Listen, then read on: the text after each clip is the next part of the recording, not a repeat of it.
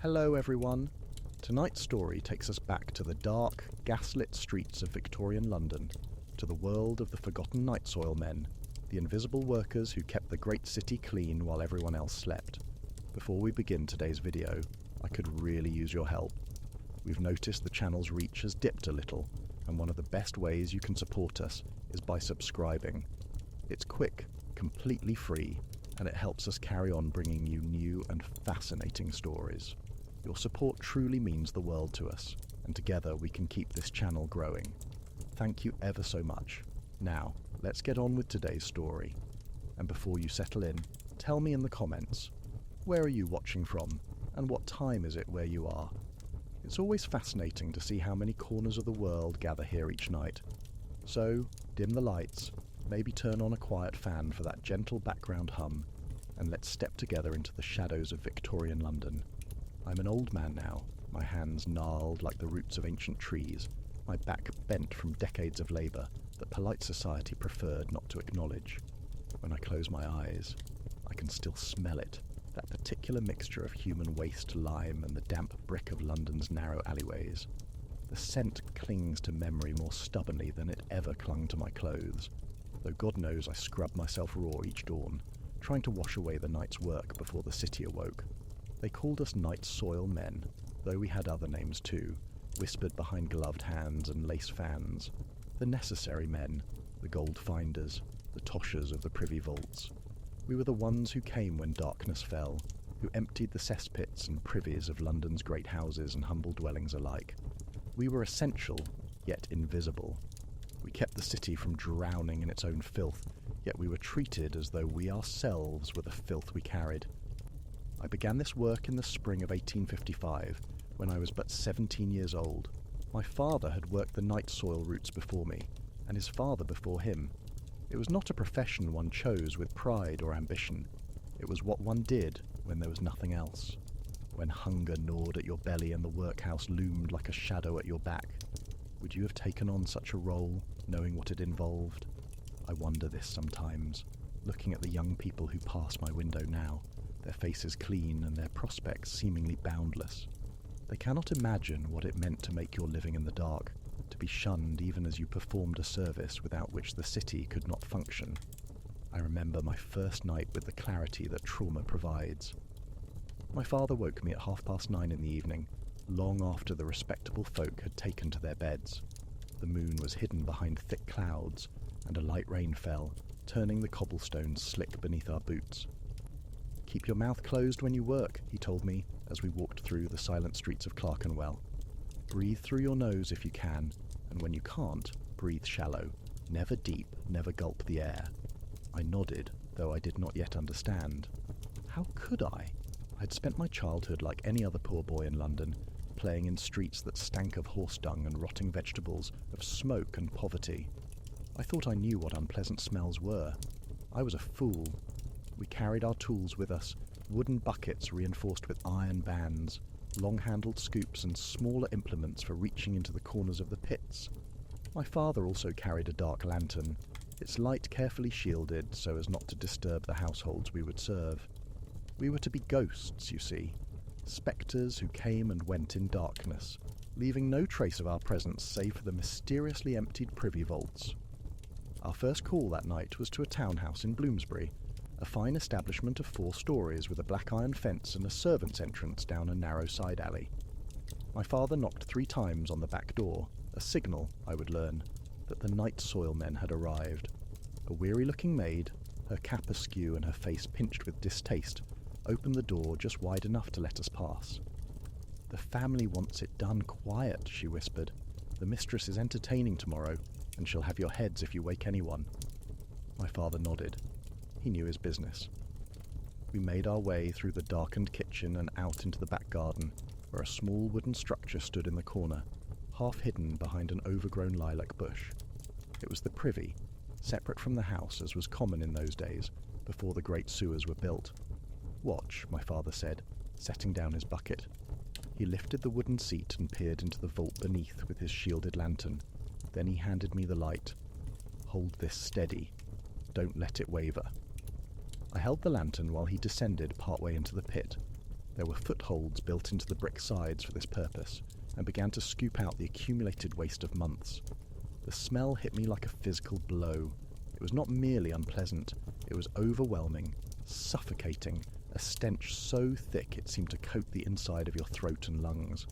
My stomach heaved and I turned aside to retch, nearly dropping the lantern. "Steady, boy," my father said, his voice calm despite the horror of his position. "You'll get used to it. Everyone does, in time." But I wondered then, as I wonder still, whether one ever truly gets used to such things, or whether one simply learns to bury the revulsion so deep that it becomes part of you, a secret shame you carry always. We worked for 2 hours at that first house, filling bucket after bucket and carrying them to our cart in the alley, a covered wagon drawn by a patient old horse who seemed as resigned to this life as we were. The waste would be taken outside the city, to the farms and market gardens that surrounded London, where it would be sold as fertiliser. There was money in night soil, you see, though precious little of it ever reached the men who actually collected it. By the time we finished, my arms ached, my back screamed, and the smell had permeated every fibre of my being. I thought I would never be clean again, and in a way, I never was. I learned quickly that the work of a night soil man follows its own peculiar rhythm, dictated by the habits of those we served and the limitations of our own endurance. We worked from 10 o'clock at night until 4 or 5 in the morning, when the city began to stir and respectable folk would soon be walking the streets. By then, we had to be gone, vanished like bad dreams, leaving no evidence of our presence. The routes were carefully mapped out. My father had his regular customers' households that employed us weekly, monthly or quarterly, depending on the size of the family and the capacity of their vaults. The wealthiest homes had the largest privies, naturally, and produced the most waste. It was a strange mathematics, this correlation between comfort and excrement. The better a family ate, the more we had to carry away. Some nights we worked in the fashionable squares of Mayfair and Belgravia, where the houses rose like pale monuments to wealth, and the streets were lit with gas lamps that cast pools of yellow light onto the pavement. Other nights found us in the cramped courts and alleys of Seven Dials or Whitechapel, where entire families shared a single privy, and the vaults overflowed with neglect. The work was hardest in summer, when the heat turned the waste into a writhing, bubbling soup that seemed almost alive. The flies were terrible then, thick clouds of them that settled on your face and hands, that crawled into your ears and nose. We wore scarves wrapped around our faces, but it did little good. In winter, at least, the cold provided some relief, though it brought its own challenges. Frozen waste that had to be chipped free with picks and crowbars, icy cobblestones that made carrying the heavy buckets treacherous. Could you have stood in the shadows of society, doing the work that none would claim? I ask this not to judge, but to understand. For I have often wondered what separates those who do such work from those who benefit from it. Is it merely circumstance? Birth? The accident of which side of the servant's door one happens to be born on? In the summer of 1858, 3 years after I began my apprenticeship in the night soil trade, London suffered what came to be known as the Great Stink. It was a time I shall never forget, though I have tried many times to purge it from my memory. The Thames, that great artery of the city, had long served as London's primary sewer. Every privy that could be connected to it, every drain and gutter emptied into the river. For years, the system had been straining under the weight of the city's growth. London was swelling like a corpse in summer, its population exploding as people flooded in from the countryside, seeking work in the factories and workshops. That summer was unusually hot. Day after day, the sun beat down on the city, turning it into a furnace. The Thames, choked with waste and refuse, began to ferment in the heat. The smell that rose from it was beyond description, a miasma so foul that people vomited in the streets, that Parliament itself had to soak its curtains in chloride of lime, just so the members could remain in session. For us night soil men, it was the busiest time we had ever known. Suddenly, everyone wanted their privies emptied, their cesspits cleaned. The stench had made visible what had always been invisible, the fact that London was drowning in its own waste. People who had previously ignored such matters now demanded action, though of course they still did not want to see us or acknowledge our presence. I remember working 16-hour shifts that summer, starting our rounds earlier and earlier as the desperate calls multiplied. My father, who was by then in his 50s, collapsed twice from exhaustion and heat. I had to carry on alone, taking on routes that should have been worked by 2 or 3 men. The irony was not lost on us. For years we had been doing this essential work, keeping the city functional, yet we were treated as pariahs, forced to work in darkness and secrecy. Now, suddenly, sanitation was the topic on everyone's lips. Reformers cried out for change. Engineers drew up plans for great sewers that would carry London's waste safely away. The newspapers published editorials about public health and the need for modern infrastructure. But still, no one spoke of us. No one acknowledged that without the night soil men, the city would have succumbed to disease long before. We remained invisible, even as our work became more desperate and necessary than ever.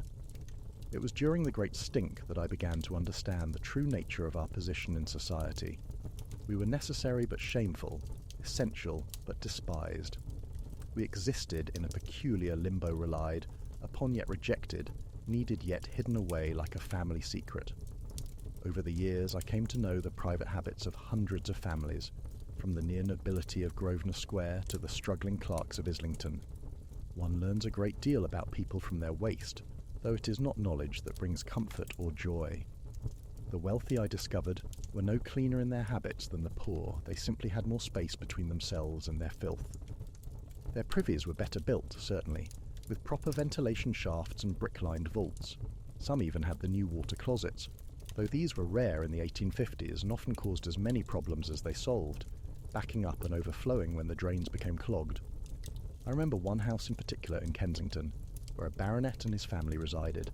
The house had 12 bedrooms, a ballroom and extensive gardens. It also had 4 privies, one for the family, one for the upper servants, one for the lower servants, and one for outdoor use.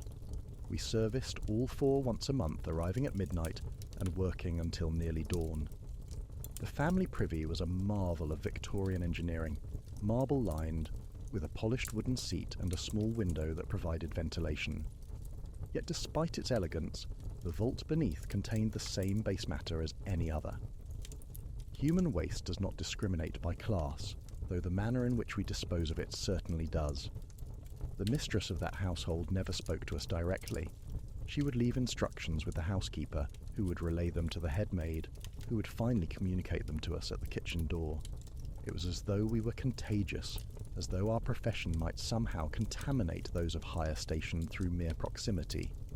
Yet I also knew, because I emptied her family's privy each month when the mistress was with child, when one of the children suffered from digestive complaints, when the master had been indulging too heavily in port. I knew their secrets, though they would have been horrified to realize it. In this way, perhaps, we had a strange sort of power, the power of knowledge that others would pay dearly to keep hidden. The poorer households presented different challenges. In the rookeries and courts where the working poor lived, a single privy might serve 20 or 30 people. The vaults were often poorly constructed, leaking into the surrounding soil and contaminating the wells from which residents drew their drinking water. Disease flourished in such conditions: cholera, typhoid, dysentery. We night soil men saw the evidence of it monthly, sometimes weekly. I remember a court off Drury Lane where 7 families shared 2 privies in a space no larger than a gentleman's drawing room. The vaults were so full that waste had begun to seep out onto the ground. The landlord, who lived in comfort in Hampstead, refused to pay for proper cleaning, claiming the tenants were responsible. The tenants, who could barely afford their rent, certainly could not afford our services. My father and I cleaned those privies anyway, taking only a fraction of our usual fee. It was not charity exactly. We were not rich enough for charity. It was something else, something harder to name. Perhaps it was simply the recognition that we were all caught in the same vast machine, all struggling to maintain dignity in a system that seemed designed to crush it from us. The work aged a man quickly. I saw it in my father, whose hair turned white before he was 60, whose lungs grew weak from years of breathing foul air despite his own advice to breathe shallow. I saw it in the other night soil men I came to know, the teams who worked other routes across the city. We all bore the marks of our profession-stooped backs, scarred hands, a peculiar pallor, that came from working nights and sleeping days. The buckets we carried weighed upwards of 60 pounds when full. We hauled them from the privy to the cart, sometimes climbing narrow stairs or navigating twisting passages. In some houses, we had to carry them through the building itself, as there was no outside access to the back garden. I cannot count the number of times I slipped on a wet floor or misjudged a step in the darkness, nearly spilling my load. The tools were hard on the hands. The wooden handles of the scoops wore blisters into your palms that eventually became calluses so thick you could barely feel anything. Splinters were common, as were cuts from the iron bands on the buckets. These wounds, if not treated carefully, could become infected. More than one night, soil man had lost fingers, or even a hand to infection, and some had died from it. But perhaps the worst physical toll was the one you could not see, the damage done to the lungs and throat by years of breathing miasmic air. We all developed what we called the night soil cough, a harsh, rattling sound that never quite went away. Some men grew so ill they could no longer work, reduced to begging on street corners, still bearing the smell that marked them as night soil men, even though they no longer practiced the trade. My father died in 1867, at the age of 63. His lungs had finally given out, filled with fluid that the doctors could not drain. In his final days, he was delirious, calling out instructions for cleaning privies that no longer needed our services, for the great sewers were being built and the work was changing. I sat beside his bed in our small rooms in Clerkenwell and held his scarred hands, these hands that had taught me the trade, that had supported our family through decades of labour, that others pretended did not exist. He was buried in a pauper's grave, unmarked and soon forgotten. There was no pension for night soil men, no recognition of service. We simply worked until we could work no more, and then we disappeared, like the waste we had carried away. By the late 1860s, London was transforming. Joseph Basil Gett's great sewer system was being constructed beneath the streets, a marvel of engineering that would, when complete, carry the city's waste far downriver to be discharged into the Thames beyond the populated areas. Modern water closets were becoming more common, though they were still a luxury most could not afford. For us night soil men, this meant the slow death of our profession. The work was not disappearing overnight. There were still thousands of privies and cesspits that needed emptying, but we could all sense the coming change. The routes were growing shorter, the calls less frequent. Some of the younger men left for other work, though what work there was for men who had spent their lives in such a trade I cannot say. The factories perhaps, or the docks, anything that would take them. I continued working through the 1870s, though by then I was often alone, having taken over my father's roots after his passing. The work was lonelier without him, though no less necessary. I developed my own rhythm, my own methods. I knew every privy on my route as intimately as a mother knows her children, which ones required extra care, which had tricky corners where waste accumulated, which had steps that were treacherous in the rain. I also began to notice how the city itself was changing. The new sewers meant that many streets were being torn up and rebuilt. Gas lighting was becoming more common, pushing back the darkness that had been our shield and cover. The police were more numerous, and they took a greater interest in what happened in the night hours. Several times I was stopped and questioned, forced to show papers proving I had legitimate business being abroad after midnight. The world was becoming less tolerant of the invisible, it seemed. Everything had to be documented, regulated, brought into the light. In some ways, this was progress. The new sewers would save countless lives, would end the cholera epidemics that had ravaged London for decades. But it also meant the end of my way of life, such as it was. Throughout my years as a night soil man, I carried not only buckets of waste, but also a burden of shame that no amount of scrubbing could remove. It affected every aspect of my life, seeping into my relationships and my sense of self in ways both obvious and subtle. I never married. How could I? What woman would want a man who smelled perpetually of privies, who worked while decent people slept, who was shunned by respectable society? I had no prospects, no future beyond the next night's work. I lived in 2 rented rooms in a house in Clerkenwell, sharing a kitchen with 3 other families, none of whom would speak to me beyond what common courtesy demanded. When I walked the streets during daylight hours, those few hours when I was awake and the sun was up, people would move aside, creating a space around me even if I had just bathed. Somehow they could tell what I was. Perhaps it was something in the way I moved, some indefinable mark the work left on a man. Or perhaps the smell truly never left, no matter how hard I scrubbed. I kept to myself as much as possible. I had no friends, no social life beyond nodding acquaintances with other men in similar trades, the crossing sweepers, the mudlarks, the bone pickers. We were London's invisible army, the ones who kept the city functioning, yet were never acknowledged in polite conversation. Sometimes, lying in my narrow bed as dawn broke and the city began to wake, I would wonder about the lives of those I served. The baronet in Kensington, sleeping soundly in his four-poster bed with no thought for the men who had spent the night emptying his privies. The merchant in Bloomsbury, who would sit down to breakfast with his family, discussing the day's plans while servants cleared away plates that other servants had washed, all of them taking for granted the invisible infrastructure that made their comfortable lives possible. Did they ever think of us? Did they ever wonder about the men who came in darkness to perform this most necessary and degrading of tasks? Or were we, like the waste itself, something to be simply forgotten, never examined too closely? The shame wore on me over the years, grinding away at whatever sense of self-worth I might have had. I began to wonder if I was in fact as worthless as society seemed to believe. If the work I did was shameful, did that make me shameful as well? If I was treated as something less than human, did that mean I was less than human? These were dark thoughts, and they came most often in the small hours of the morning, when I was alone with buckets of filth and the silence of sleeping London. There were times when I considered simply walking away, abandoning the work and whatever consequences might follow. But where would I go? What would I do? The trade was all I knew, the only thing I had ever been trained for. And so I continued, night after night, year after year, carrying the weight of the city's waste and the weight of my own shame, both burdens so heavy I sometimes wondered which would crush me first. Yet there were moments, rare, unexpected moments, when the work revealed something approaching beauty, or at least a kind of profound peace that I have never found elsewhere. I remember one night in late autumn, working a route in Hampstead. It was perhaps 3 o'clock in the morning, that deepest part of the night when even the taverns have closed and the city holds its breath. A thick fog had rolled in from the river, turning the streets into tunnels of grey vapour, muffling all sound. I was alone.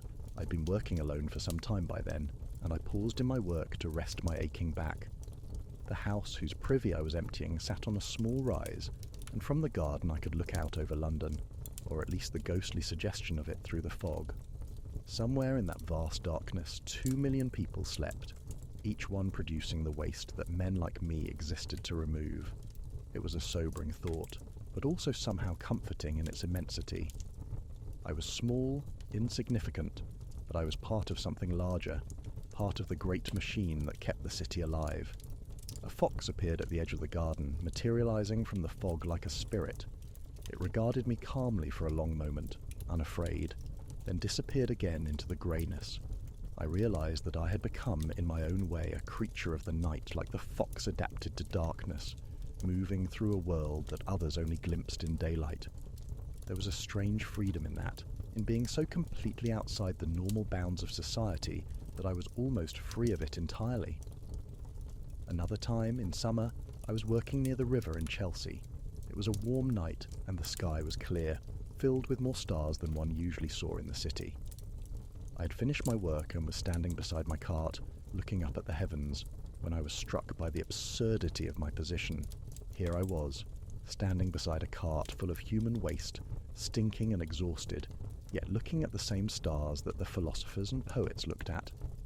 Were they the same to me as they were to a gentleman taking the air on his terrace? Or did they look different to men like me? I laughed then, a sound that startled even myself in the silence. It was not bitter laughter exactly, though there was bitterness in it. It was more the laugh of recognition, of how ridiculous the whole enterprise of human civilization is, with all its hierarchies and pretensions, when underneath it all we are just animals that eat and excrete, and try to make sense of the brief time we have under these indifferent stars. One aspect of the work that haunted me more than any other was the children. In the poorest areas where families were largest and resources most scarce, the privies told stories of young lives struggling to survive. You could tell when a household had many children by the volume of waste, by certain telltale signs I will not describe in detail. But worse than that were the times when children were pressed into service helping their fathers in the night soil trade. I saw boys no older than 10 or 12 descending into privy vaults, their small size making them useful for reaching the difficult corners and crevices. They would emerge covered in filth, their eyes haunted, their childhood stolen by necessity. I never had children of my own to put through such an ordeal, and for that at least I was grateful. The shame of my profession I could bear, just barely, but to pass it on to another generation would have been unbearable. Yet I knew many who had no choice. When a man works the night soil routes, his sons often follow, for what other trade will have them? The stain spreads across generations like the seepage from a poorly maintained vault. There was a boy named Tom who sometimes helped his father on routes that crossed mine. He was perhaps 14, all knees and elbows, with a shock of dark hair that fell across his eyes. He had the same haunted look all the night soil children had, that mixture of premature age and lost innocence. I would sometimes share my bread with him during our brief rest periods, and he would nod his thanks but rarely spoke. One night, I asked him what he wanted to be when he grew up, a foolish question perhaps, but I was curious. He looked at me, as if I had asked him what colour he wanted the moon to be. "This is what I am," he said simply. "What else is there?" I had no answer for him. What could I say? That he should aspire to something better? On what basis? With what resources? The world into which he had been born had already decided his fate, just as it had decided mine. We were night soil men, and night soil men we would remain until death or disability released us. I heard later that Tom died at 17, crushed when the side of a privy vault collapsed on him. It was not an uncommon fate. The work was dangerous, and accidents happened with grim regularity. His father continued working for a few more years, but something had gone out of him. The last time I saw him, he was drinking heavily, and his hands shook as he gripped his scoop. We buried our dead as we lived quickly, quietly, and without fanfare. There were no memorials for night soil men, no statues or plaques. We simply disappeared, and the work continued, carried on by others who had no better options. By 1875, my profession was effectively dead.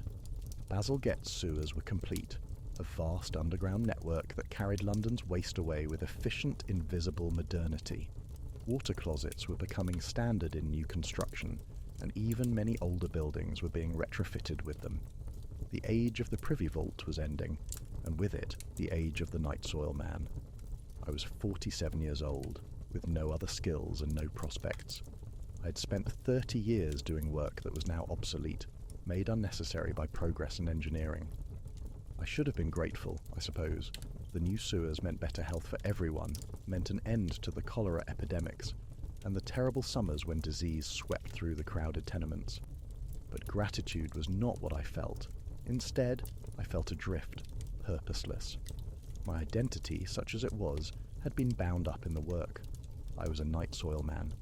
That was who I was, what I did, how I understood myself in relation to the world.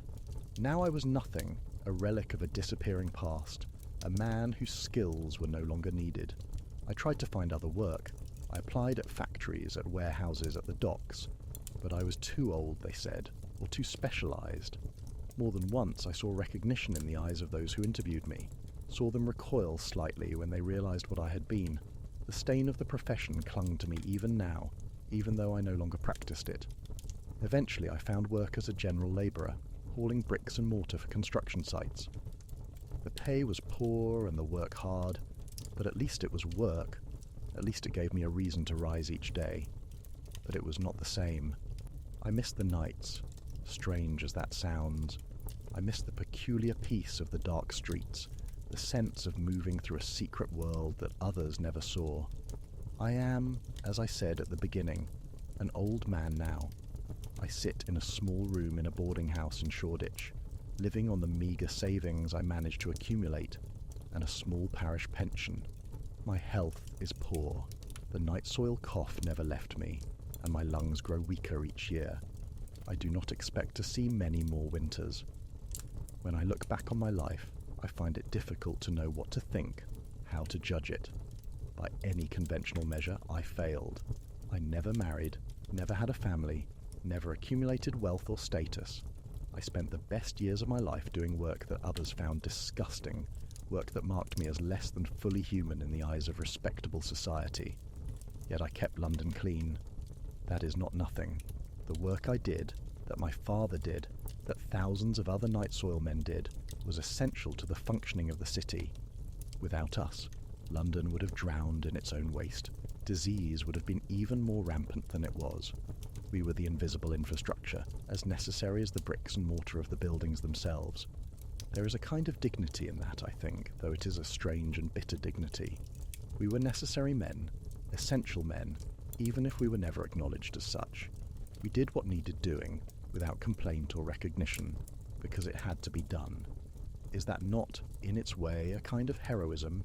Not the grand, glorious heroism of soldiers or explorers, but the quiet, inglorious heroism of simply carrying on, day after day, night after night, doing what must be done.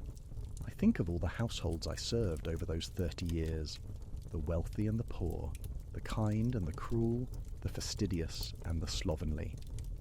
I emptied their privies and carried away their waste, and in doing so I kept their lives functioning, kept them healthy and comfortable, even if they never once thought about how that was accomplished. They are gone now, most of them. The baronet in Kensington is dead, his house sold to a new family who will never know that I once knew their most private habits. The merchant in Bloomsbury has passed away, and his children have scattered to other parts of the city, other lives. The poor families in the rookeries have been dispersed by slum clearances and urban improvement schemes. The world they knew, the world I knew, has vanished, replaced by something cleaner and more modern, but perhaps not fundamentally different. For human nature does not change with improved sewers. We are still animals that eat and excrete, that live and die, that create waste and seek to hide it from view. The methods may be different now, more sophisticated and invisible, but the fundamental reality remains. Someone, somewhere, is still dealing with the waste we produce.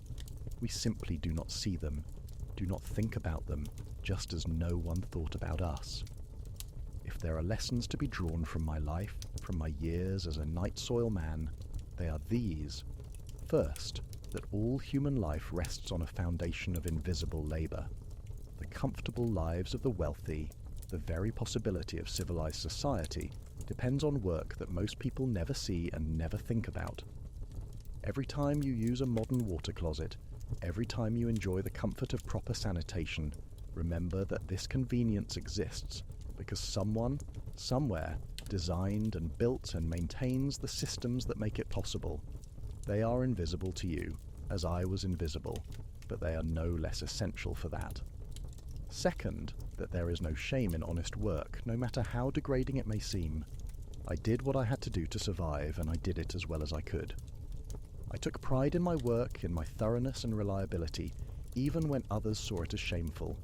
That pride may have been foolish, but it was all I had, and it sustained me through decades of labour that might otherwise have broken me completely.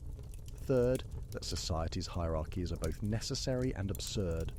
We need structure, need organisation, need people to perform different roles. That the notion that some work is more valuable than other work, that some people are more worthy of respect than others based on their occupation, that is merely convention, a shared delusion that we maintain because it makes us comfortable. The baronet in Kensington produced waste just like the beggar in Whitechapel. In that fundamental sense, we are all equal, no matter what titles or pretensions we may claim. Fourth, that progress comes with costs. The new sewers are a marvel, and London is healthier for them. But their creation destroyed the livelihoods of thousands of men who had no other options, who were left adrift in a changing world that had no place for them. Progress is necessary, but we should not pretend that it does not create victims, should not forget those who are left behind as the world moves forward. And finally, that life is short and mostly filled with drudgery, but there are moments, brief, unexpected moments, when you can step outside yourself and see the world with clear eyes, when you can find beauty or meaning, or at least a kind of dark humour in even the most degraded circumstances. Those moments are rare and precious, and they are worth holding on to, worth remembering when everything else has faded. I sometimes dream that I am back at work, making my final rounds through the dark streets of London. In the dream, I'm young again, my back straight and my hands strong. I carry my buckets with ease, and the smell does not bother me. The night is cool and clear, and I can see stars above the rooftops. I move from house to house, privy to privy, doing the work I have always done. But something is different. As I work, people begin to appear, the families whose waste I am removing. They watch me from windows, from doorways, from the shadows of their gardens. They are not speaking, not judging. They are simply bearing witness, acknowledging my presence for the first time. The baronet from Kensington is there, and the merchant from Bloomsbury. The poor families from the Rookeries are there, and the maid who used to let me in through the kitchen door. My father is there, young and healthy, and young Tom is there too, alive and smiling. They are all there, all the people whose lives I touched in my small, invisible way. And as I finish my work and prepare to move on to the next house, they nod to me. It is not gratitude, exactly, and it is not pity. It is simply recognition and acknowledgement that I existed, that I mattered, that the work I did was seen and understood. Then I wake, and I am old again, and alone in my small room. But the dream stays with me, offering a strange sort of comfort. Perhaps in the end, that is all any of us can hope for, to be seen, to be recognised, to have our existence acknowledged by those around us. I was a night soil man. I lived in the shadows of Victorian London, doing work that kept the city alive, but that no one wanted to acknowledge. I carried buckets of waste through dark streets for 30 years, and when I was no longer needed, I was cast aside like the refuse I once hauled away. But I lived. I existed. I mattered, even if the world pretended otherwise.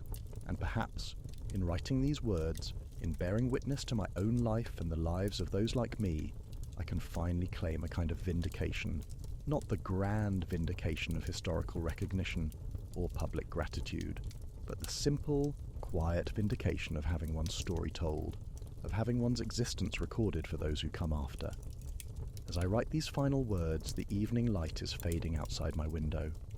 Soon it will be night, the time when I once came alive, when I moved through the city on my secret rounds.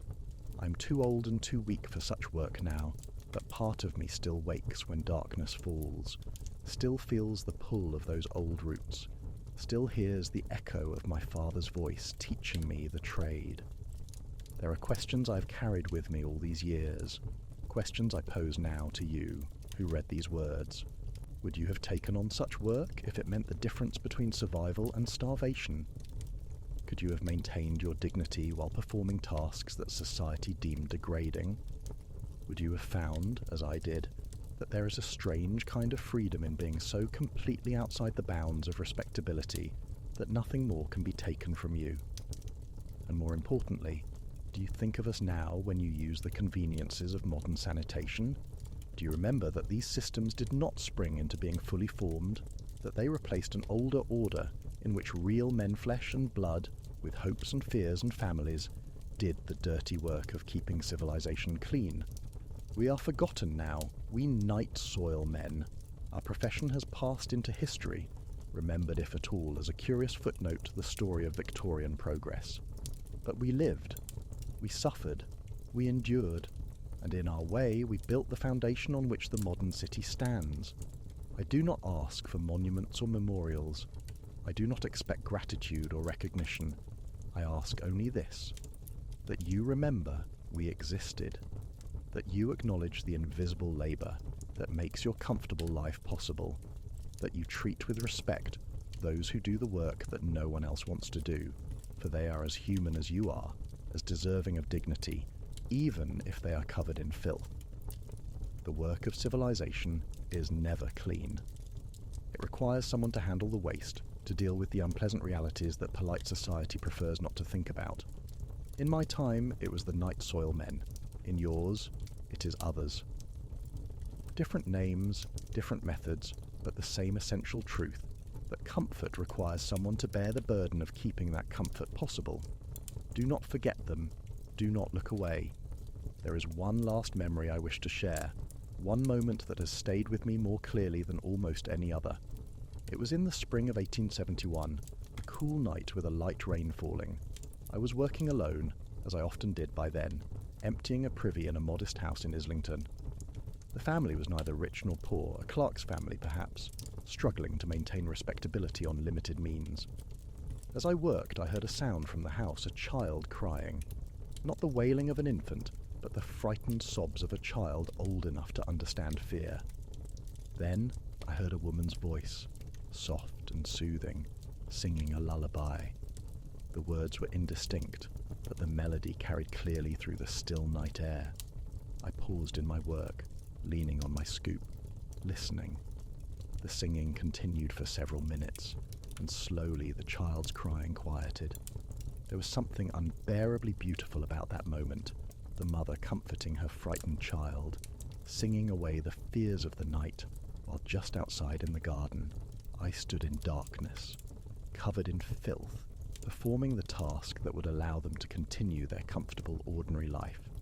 I was invisible to them, unknown, but I was part of their story nonetheless. The mother would never know that someone had been listening to her lullaby, that her song had brought a moment of peace to a tired, lonely man standing in the rain. The child would never know that the privy he used was kept clean by someone who worked while he slept, someone who bore the burden of waste so that the child could live in health and comfort.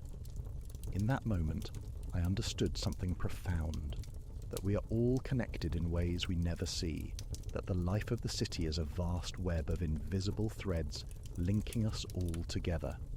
The mother, the child, and the night soil man, all part of the same story, all necessary to each other, even if they never meet, never speak, never acknowledge each other's existence. That is the truth I have learned from my life, the wisdom bought with decades of invisible labour. We are all necessary to each other, the wealthy and the poor, the visible and the invisible, the acknowledged and the forgotten. We all rely on each other in ways we rarely recognise. The city is not just buildings and streets. It is people, all of us, high and low, clean and dirty, respected and despised, working together to create something larger than ourselves. And if there is meaning to be found in a life like mine, it is this, that I was part of that vast, interconnected web. I played my small, invisible role in keeping the great machine of civilization running. I mattered, even if no one knew it. I existed, even if no one saw me. That is enough. It has to be enough. My cough has grown worse these past weeks. The doctor says my lungs are failing, that there is nothing more to be done. I have perhaps a few months left, perhaps less. I do not fear the end. I have lived longer than many night soil men, longer than my father, longer than young Tom, who died at 17. When I am gone, there will be no memorial, no service, no gathering of mourners. I will be buried in a pauper's grave, and within a generation no one will remember that I existed. The world will continue without me, as it always would have, as it always does. But I will have left these words, this testament, to a life lived in shadow, and perhaps someday someone will read them and understand. Perhaps someone will remember that once, in the dark streets of Victorian London, there were men who did necessary work that no one wanted to acknowledge. Perhaps someone will spare a thought for us for the invisible labourers who kept the city clean. That is all I ask. That is my legacy. I was a night soil man. I lived, I worked, I endured. And now, as the evening light fades and the darkness gathers once again, I prepare to take my final rest, content in the knowledge that I did what was required of me, that I carried my burden as well as I could. The work is finished, the night is falling, and I, at last, can lay down my buckets and be still. Thus ends the memoir of Thomas Edward Marsh, Night Soil Man of London, 1838 to 1876. His body was found in his lodgings in Shoreditch on the morning of March 15, 1876. He was buried in an unmarked grave at Tower Hamlets Cemetery. These papers were discovered among his few possessions and are preserved here as a record of a vanished profession and the men who practiced it. May they not be forgotten. Historical note: the night soil men were a real and essential part of Victorian London's infrastructure. Before the construction of Joseph Bazalgette's revolutionary sewer system in the 1860s and 1870s, human waste was collected from cesspits and privy vaults by these workers, who typically operated at night to avoid offending public sensibilities. The work was dangerous, poorly paid, and socially stigmatising, yet it was absolutely necessary for public health. The Great Stink of 1858 finally forced Parliament to address London's sanitation crisis, leading to the construction of the modern sewer system that still serves the city today. The night soil men gradually disappeared as a profession as the new sewers made their work obsolete.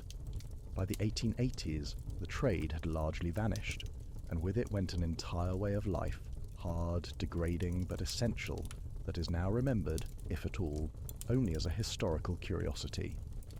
This narrative, though fictional in its specific details, attempts to honour the memory of these forgotten workers and to give voice to an experience that was rarely recorded in their own time.